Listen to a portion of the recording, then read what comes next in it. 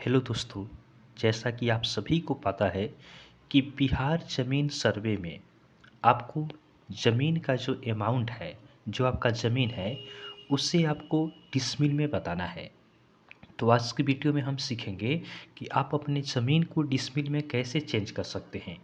तो आप वीडियो को अंत तक देखें और वीडियो थोड़ा भी पसंद है तो आप वीडियो को लाइक ज़रूर करें और चैनल को सब्सक्राइब ज़रूर करें, ताकि इसी तरह और अच्छी जानकारी हम आपके पास ला सकें।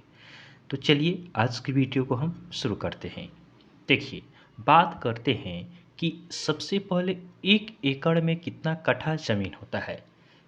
देखा गया है कि बहुत सारे लोगों को एकड़ मालूम नहीं होता है कि 1 एकड़ में कितना कट्ठा ज़मीन होता है, 1 कट्ठा में कितना धूर होता है, ये सब भी पता नहीं होता है। तो देखिए, सबसे पहले तो हम बात करते हैं कि एक जो आपका एकड़ होता है, 1 एकड़ में कितना कट्ठा ज़मीन होता है। तो 1 एकड़ में आपका 17 कट्ठा ज़मीन होता है। तो आपके पास अगर 1 एकड़ ज़मीन है तो उसमें कितना कट्ठा ज़मीन होगा। तो 1 एकड़ में आपके पास 17 कट्ठा ज़मीन होगा, या बीघा भी बोला जाता है। जैसे 1 बीघा में 20 कट्ठा ज़मीन होता है। 1 बीघा अगर आपके पास ज़मीन है तो 1 बीघा में कितना आपका कट्ठा होता है। तो 20 कट्ठा ज़मीन होता है। लेकिन आपको कट्ठा में, बीघा में, आपको एकड़ में ज़मीन नहीं देना है। जो आप ज़मीन सर्वे जो हो रहा है, इसमें प्रपत्र संख्या 2 जो आप भरेंगे, जिसमें ज़मीन का ब्यौरा देना है, इसमें ज़मीन का ब्यौरा आपको डिसमिल में ही देना है। तो हम सीखते हैं कि डिसमिल में कैसे चेंज करेंगे। तो देखिए, हम जान गए कि 1 एकड़ में 17 कट्ठा ज़मीन होता है। और 1 एकड़ की बात करें तो अगर आपका ज़मीन 1 एकड़ है तो यह कितना डिसमिल ज़मीन होगा। तो 100 डिसमिल आपका क्या होगा, ज़मीन होगा। तो हम इसको निकालना ही सीखते हैं। केवल आपको याद रखना है कि 1 एकड़ में 100 डिसमिल ज़मीन होता है। ये तो सिंपल आपको याद रह जाएगा। 1 एकड़ में कितना डिसमिल ज़मीन होगा। तो 100 डिसमिल। तो देखिए, 1 एकड़ में हम जान गए कि 17 कट्ठा होता है। तो 17 कट्ठा बराबर कितना हो गया।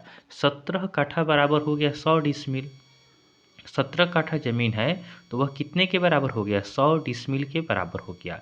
तो 1 कट्ठा का हम निकालें कि 1 कट्ठा में कितना डिसमिल होगा। तो 100 में हम 17 से भाग करेंगे।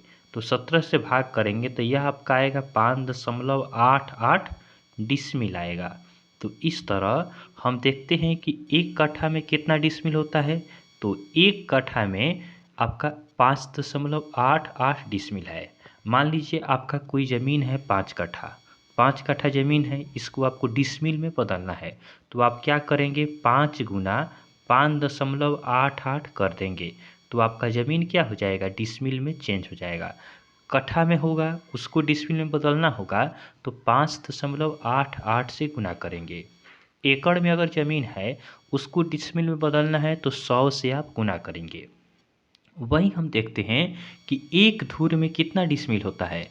तो एक धुर में आपका 0.29 डिसमिल होता है। तो ये कैसे निकालते हैं। तो 1 कट्ठा में हमने देखा कि 5.88 डिसमिल होता है। और हम जानते हैं कि 20 धुर मिलकर क्या बनता है, 1 कट्ठा।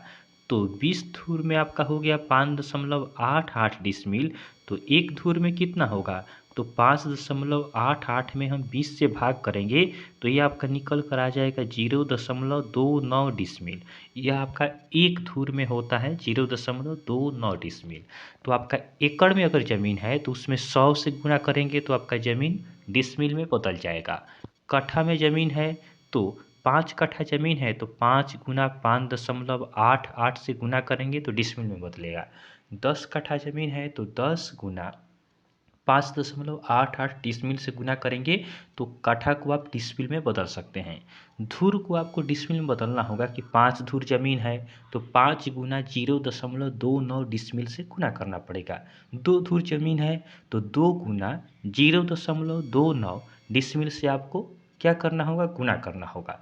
तो इस तरह हमने देखा कि कोई भी ज़मीन है उसको डिसमिल में हम कैसे बदल सकते हैं।